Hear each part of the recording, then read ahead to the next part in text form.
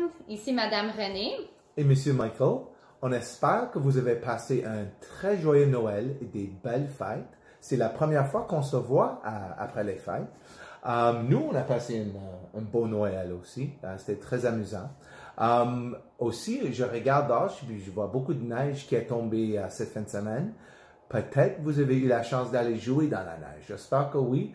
Moi, plus tard aujourd'hui, je vais aller dehors. Je vais m'amuser un petit peu dans la neige pour pelleter un petit peu aussi. Alors, on va ouvrir en prière avant de commencer la leçon.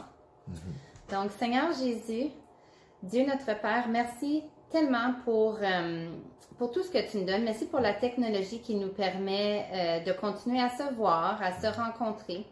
Seigneur, je prie que tu puisses aider notre monde qui souffre présentement, aider tous ceux qui ont besoin d'aide. Seigneur, je prie que tu ouvres notre cœur aujourd'hui à la leçon pour qu'on puisse apprendre plus à propos de ta parole. On demande tout ça au nom de Jésus-Christ. Amen. Amen. Maintenant, Talia va nous lire un verset de la Bible. Allez dans vos Bibles à 2 Pierre, chapitre 3, verset 2. Je désire que vous vous souveniez des paroles prononcées autrefois par les saints prophètes et du commandement du Seigneur et Sauveur transmis par vos apôtres.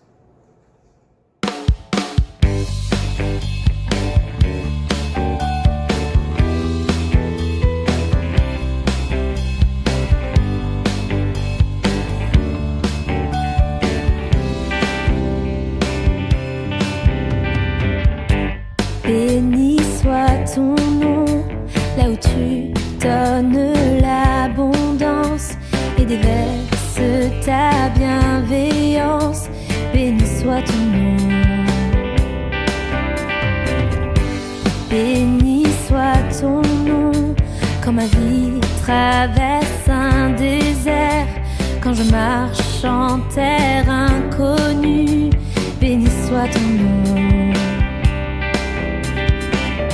Tes bienfaits font naître en moi des chants de louange, et même au cœur de la nuit, Seigneur, je redirai: béni soit le nom du Seigneur, béni soit ton nom, béni soit le nom du Seigneur, béni soit ton nom glorieux.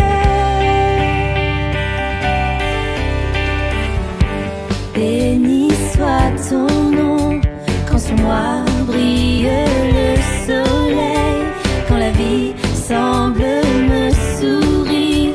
Béni soit ton nom. Béni soit ton nom, sur la route semée de souffrance, s'il m'en coûte d'offrir ma louange. Béni soit ton nom. Tes bienfaits font naître en moi des chants de louange, et même au cœur de la nuit, Seigneur, je redirai: béni soit le nom du Seigneur, béni soit ton nom, béni soit le nom du Seigneur, béni soit ton nom glorieux. Tu donnes et tu reprends, tu donnes et tu reprends. Mon cœur choisit de dire: oh, béni soit ton nom. Tu donnes et tu reprends, tu donnes et tu reprends. Mon cœur choisit de dire: oh, béni soit ton nom, béni soit le nom du Seigneur, béni soit ton nom, béni soit le nom du Seigneur, béni soit ton nom glorieux.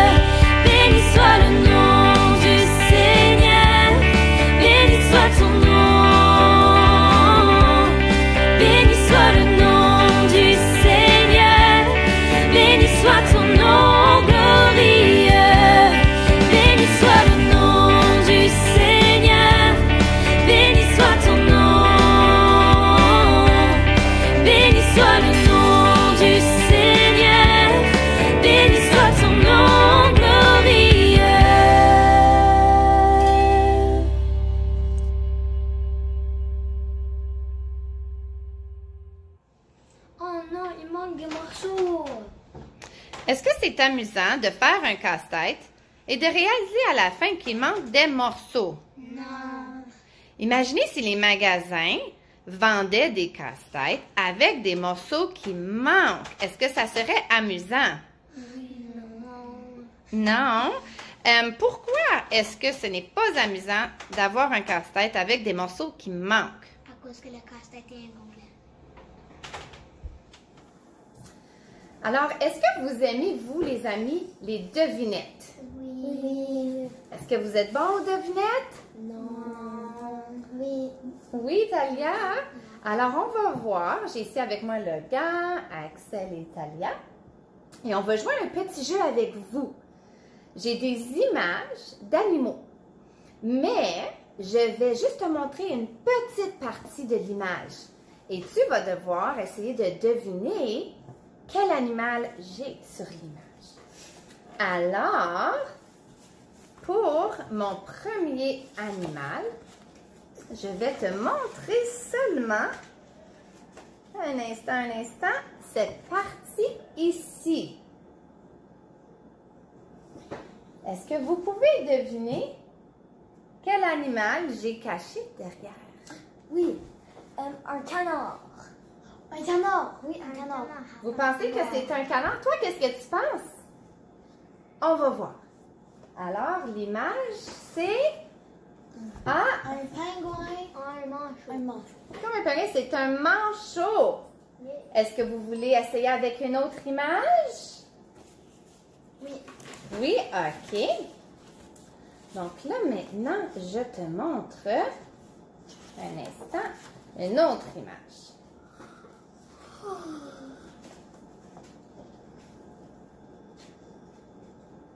Alors, quel animal pensez-vous que j'ai en arrière de mon carton?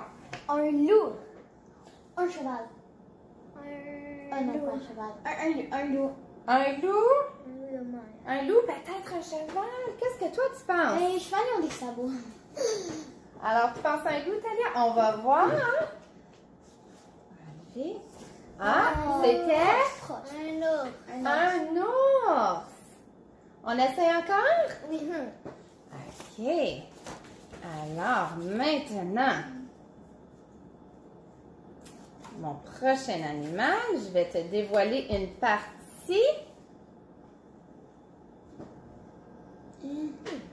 Quoi? Oui, je sais. Quel animal pensez-vous? Une grenouille. Une grenouille. Oui. Une grenouille. Toi, mon ami, qu'est-ce que tu penses? On va voir. C'est... Ah! C'est quoi? Un caméléon. On va en essayer un dernier. Alors, mon dernier animal. Oh. Voilà ce que je te dévoile.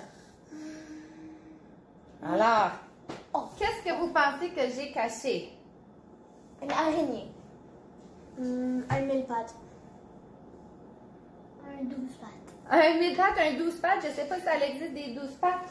Toi, qu'est-ce que tu penses que j'ai caché? Alors, on va dévoiler. Oh! Un beau papillon, hein? Est-ce que c'est facile de deviner une image quand on a seulement une petite partie qui est dévoilée? Non. Non, hein? Est-ce que c'est plus facile quand on a tout? Oui. Oui. C'est un peu comme ça lorsqu'on lit la Bible, hein? Notre Bible, hein? Si on lit seulement une petite partie de la Bible, c'est difficile de comprendre toute l'histoire, hein? Donc, c'est important de lire toute notre Bible. Alors, aujourd'hui, la leçon va être à propos du fait que la Bible forme un tout qui est cohérent. Cohérent, ça veut dire que ça fait du sens quand c'est tout ensemble. Comme on a vu avec le casse-tête, quand il manque des morceaux, on a la misère à l'apprécier autant. Et comme on a vu avec le jeu de devinette, quand on voit juste une partie, on a de la misère à vraiment tout comprendre. Donc, la Bible, on dit qu'elle est complète, elle est parfaite comme elle est.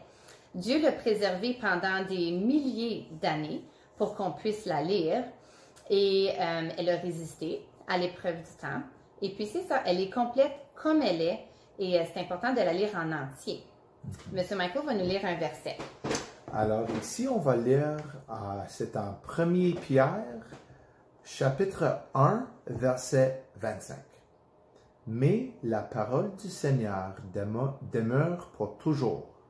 Or, cette parole est celle de la bonne nouvelle qui vous a été annoncée. Alors, notre deuxième point est que les livres de la Bible ont été écrits par plusieurs personnes. Est-ce qu'il y en a qui se rappellent combien de personnes? Alors, les livres de la Bible ont été écrits par environ 40 hommes différents qui ont des métiers, des arrière-plans variés. Et dans la Bible, il y a 66 livres qui ont été écrits par ces hommes-là. Ces derniers avaient des arrière-plans très variés. Il y avait des bergers, des prophètes, des agriculteurs, des pêcheurs, des médecins, des leaders religieux, des rois ou des paysans. Chacun d'eux était soit un prophète, soit un apôtre, ou quelqu'un associé à eux. Alors, notre troisième point est que les livres de la Bible ne se contredisent pas.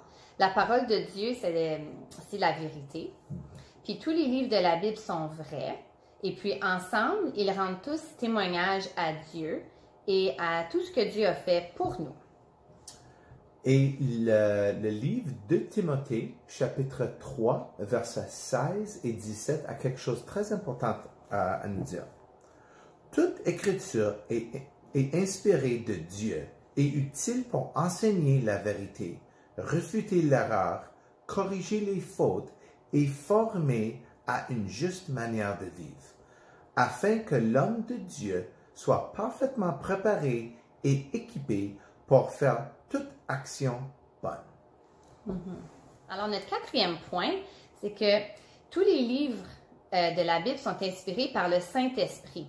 Donc, les hommes qui ont écrit ces livres ne sont pas inspirés de leurs propres idées ou de leurs propres expériences.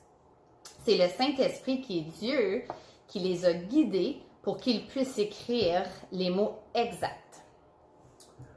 Alors, on va lire 2 Pierre, chapitre 1, verset 22.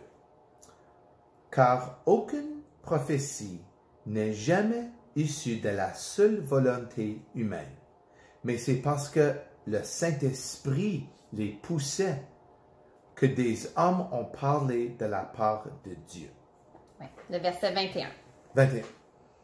Alors, notre cinquième et dernier point est qu'on peut s'appuyer sur la parole de Dieu. Ça veut dire qu'on peut utiliser la parole de Dieu. La parole de Dieu, qui est la Bible, peut nous aider si on la lit. Okay? La parole de Dieu est utile, elle ne change pas et elle est complète. Donc, si on a besoin d'encouragement, si on a besoin d'être guidé par le Seigneur, peu importe la raison, si on veut juste se rapprocher de Dieu, la parole de Dieu, la Bible est toujours là et on peut toujours la lire. Ici, on va lire le livre de Jean, chapitre 17, verset 17. Puis c'est Jésus qui prie pour ses disciples. Écoutez bien. Fais qu'il soit entièrement à toi par le moyen de la vérité. Ta parole est la vérité. Amen. Amen. Alors, pour récapituler, on peut dire que la Bible est complète et parfaite. La Bible a été écrite par plusieurs personnes et qu'il y a 66 livres dans la Bible. On peut aussi dire que les livres ne se contredisent pas et les livres sont inspirés par le Saint-Esprit et que la Bible est encore utile aujourd'hui. Alors, on espère que vous passez une belle semaine. Bonne semaine. Et on va vous voir la semaine prochaine. Certainement. Bye tous les amis. Bonjour tout le monde, ici Madame Renée. Et Monsieur Michael. On espère que vous avez passé. Donc, c'est important de lire toute notre Bible.